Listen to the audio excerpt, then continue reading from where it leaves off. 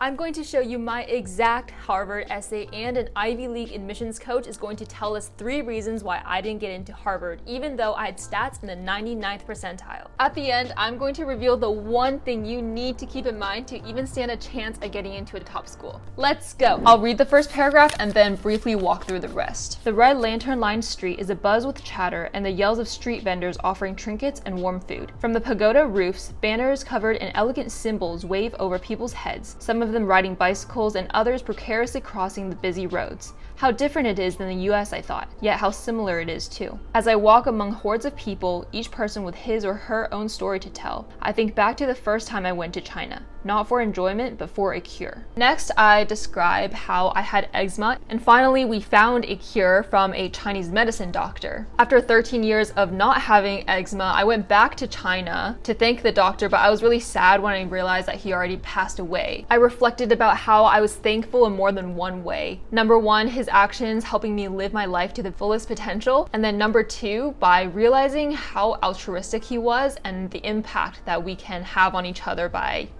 helping each other. I said how I'm then able to have more empathy, which is why I help my friends with their schoolwork, etc. And I talk about interdependency between 2 cultures, Chinese and Western. And I like this last paragraph where I'm talking about how there is strength in unity. And I ended with a lovely quote. As Buddha says, thousands of candles can be lit from a single candle, and the life of the candle will not be shortened. I personally really thought this essay was perfect at the time. I was like, bang, bang, bang, look at how good that sounds. Another day, another slay, period. But that just shows how important it is that you have expert advice to guide you through all the things you're doing wrong and you're not even aware of. So test yourself a little first, which is something I didn't train myself to do. To make sure you know how to avoid these same essay mistakes, can you find them on your own first? For Harvard, I use the same Common App materials as in my Stanford video, so check that out for the complete deets. As some quick background as to why people were so surprised I didn't get into any Ivy League, these are my stats, and I had some state awards as well. I love helping you with the insider information I wish I had, especially because I tried so hard, but I just ended up crying a lot wondering what I did wrong. That's why I'm excited that today's Ivy League coach is from Curicular, and they're today's sponsor.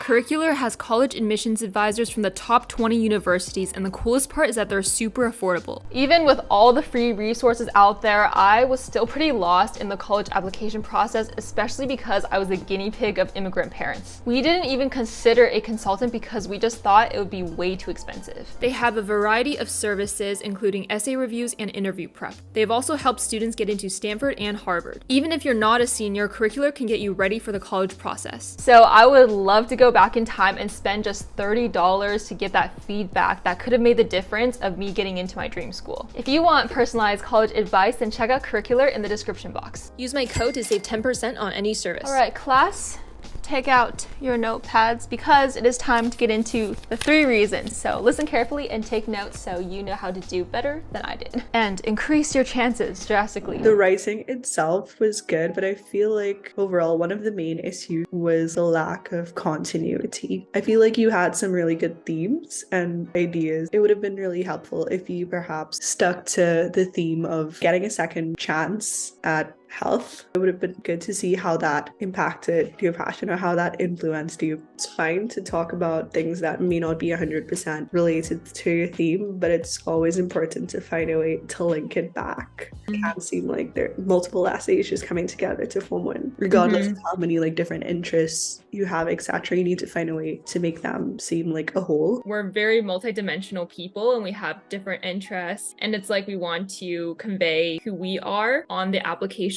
And that's kind of what we're told to, right? To show who we are on the application. But that's not actually fully true. It's more like we want to give a part of us that would make the most impact. That's the kind of brand we want to show as a candidate, right? Yeah, especially for a really competitive school. You do want to seem like you have a lot of diverse interests, etc., but you don't want to do that at the expense at maybe the one thing that you could focus on that might be really unique or impressive. Know that sometimes it is okay to focus on one thing. Quality over quantity. Passion is such a buzzword in the application world, but it is really important. I said I did like so many different things, but I feel like it was hard to tell which one of those things, not just because you were good at them, but because you truly loved doing them. For that to come across would be through time commitments, showing that you put aside a lot of time toward this specific thing. You don't want to be like one dimension, but within your many activities, you still want to show that there was at least one thing that you dedicated maybe like a bit more time towards because you were really interested in and it meant a lot to you. Just crazy how like students work so hard, they do all these things that maybe school counselor advises them to do, and in the end of the day it does more harm than good. If it's not framed properly, it could in the end cause more harm than good.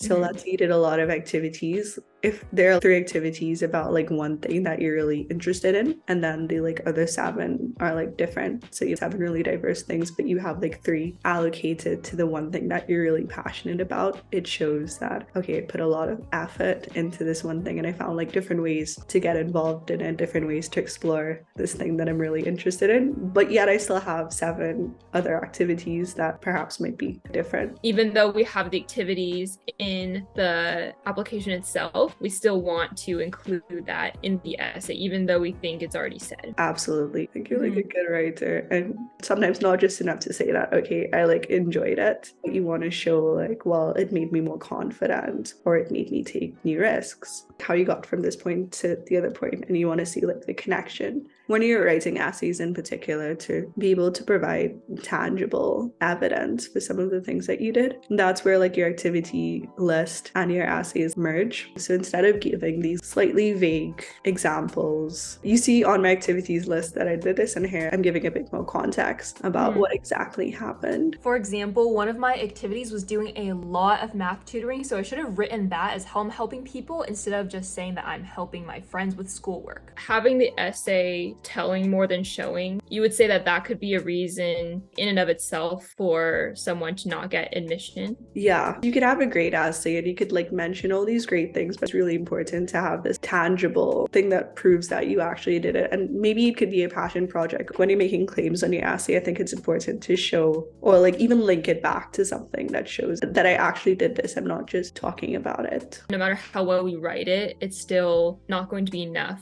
if we don't show enough. Absolutely. It's like a really stressful and difficult process, and sometimes you really don't know like who's reading your essay. If you had one thing that you could tell students to help them get into their dream school, then what would it be? It is like super important to have something that you're genuinely interested in, not just like for the sake of getting into college, because I guess Harvard has a lot of students that are really good at so many things, so you need to find one thing that could differentiate you from everybody else. If you had a really big like passion project and you really stand out in this one area that you're very committed to, would you say that you might have a little more leeway in terms of grades and stats? Mine are like pretty perfect, but would you say that like they would be valued or like have an edge over someone like me? Absolutely. But of course you still have to have like good grades, because everyone has good grades. At the end of the day, like no one exactly knows how college admissions work. We have a good idea, but nobody knows that one thing that is going to get this one student accepted opposed to another. So all you can really do is try your best, but in trying your best, I again would highly stress on having something that you're passionate about, showing opposed to telling. And as long as you do those things, don't be too hard on yourself, and I think you'll get into the school that's meant for you. If you take away one thing from this video, it should be this. Drum roll, please.